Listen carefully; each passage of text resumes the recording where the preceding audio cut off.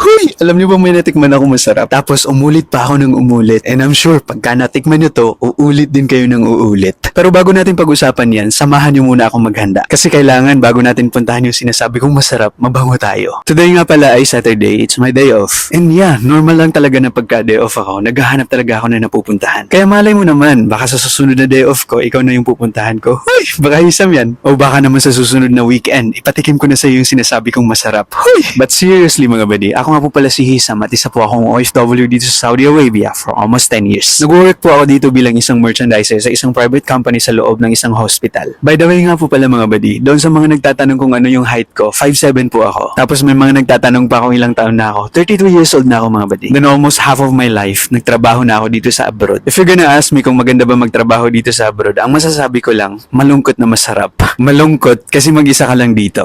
Masarap kasi nabibili mo halos lahat ng gusto mo. Tapos